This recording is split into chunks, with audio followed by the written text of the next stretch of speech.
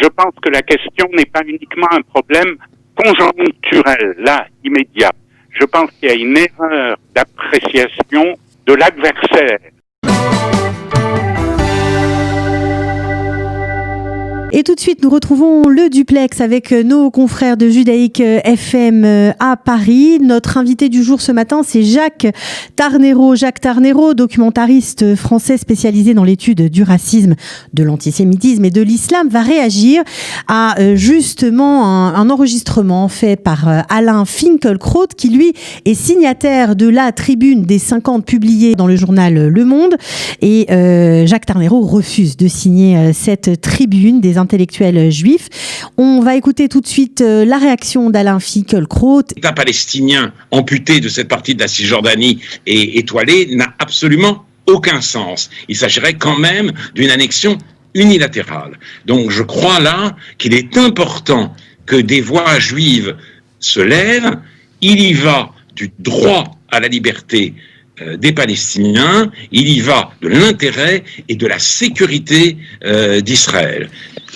Jacques Tarnero, donc votre réaction à ce qu'a dit Alain Finkielkraut sur ce projet d'annexion qui fait partie des signataires de cette tribune des 50. Je peux partager des inquiétudes légitimes d'Alain Finkielkraut, mais avant de réagir à ce que je viens d'entendre, je voudrais dire ceci. Moi, j'ai fait un courrier, un mail, c'est la raison pour laquelle vous m'appelez, je pense, que j'ai adressé à certains signataires dont j'avais l'adresse, pour dire pourquoi cet appel signé dans Le Monde était quelque chose qui m'apparaissait erroné. Premièrement, parce que publier un texte hostile à la politique du gouvernement d'Israël, à Israël, m'apparaît excusez-moi, juste pour que ce soit clair, en fait, pour vous, Israël et la politique du gouvernement d'Israël, c'est la même chose ? Non, pas du tout. Mais je veux dire, nous sommes en France. Il règne en France un certain climat. Il y a une politique du Quai d'Orsay. Il y a un ensemble de choses. Je veux dire que si j'avais quelque chose à dire à Israël, je le dirais en Israël. Je ne le ferai pas à partir d'ici et je ne le ferai pas encore plus ou encore pire à l'intérieur des colonnes du journal Le Monde, dont on connaît la bienveillance à l'égard d'Israël. Les choses sont très compliquées, elles sont très sensibles et je ne me sens pas la légitimité pour dire à Israël, faites ceci, faites cela, ce serait une faute morale.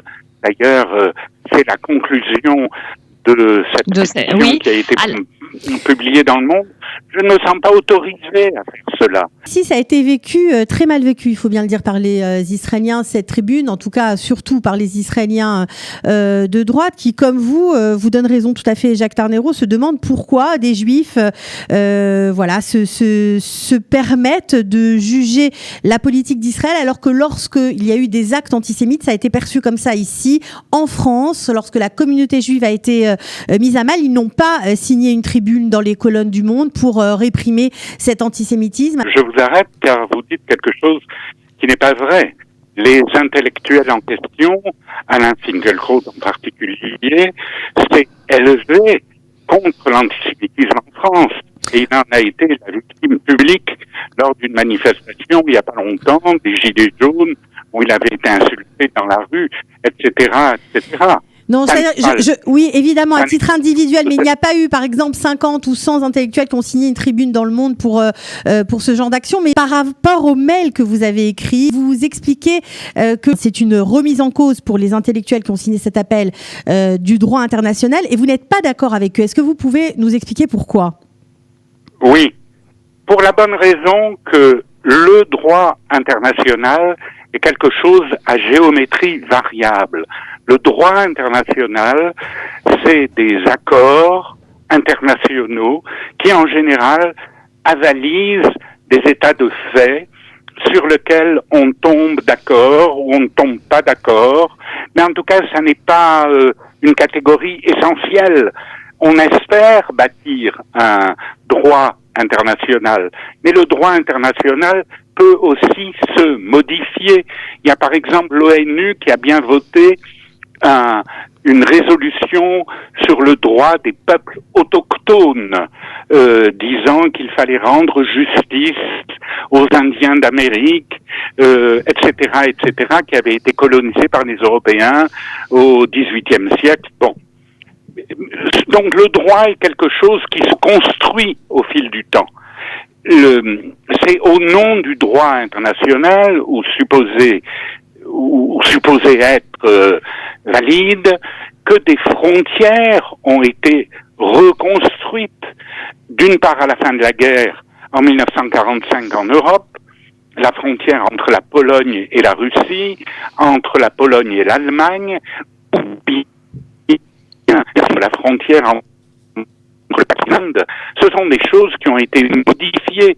En Israël même, il y a des groupes comme les commandants pour la sécurité d'Israël, où c'est d'anciens soldats qui eux aussi sont opposés à l'annexion. Bien sûr qu'il y a des militaires, des gens qui connaissent les questions de sécurité, qui dénoncent le projet d'annexion en fonction des risques que cela pourrait engendrer.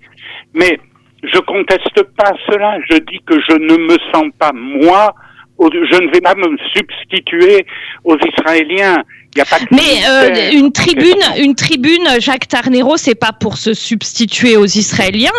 Ça peut aussi être. D'ailleurs, c'est dans le cadre d'un mouvement social qui s'appelle G-Link. Donc, ça a été fait dans de nombreux pays, en Grande-Bretagne, aux États-Unis, dans d'autres pays d'Europe. C'est juste des voix juives qui donnent leur opinion. En général, c'est ça une tribune. Et soit. Tout à fait, ils font ce qu'ils veulent. Je désapprouve cette initiative parce que, par ailleurs, je pense que la question n'est pas uniquement un problème conjoncturel, là, immédiat. Je pense qu'il y a une erreur d'appréciation de l'adversaire ou du partenaire supposé. Si tout ceci a pour objectif que seule la paix sera la garantie de sécurité pour Israël, je mets en cause cette illusion. On n'a pas encore compris à qui on a affaire. Et ça n'est pas à moi de dire aux Israéliens en majeur ce qu'il faudrait faire. Merci beaucoup Jacques Tarnero, merci beaucoup Cathy Choukroun d'avoir été avec nous.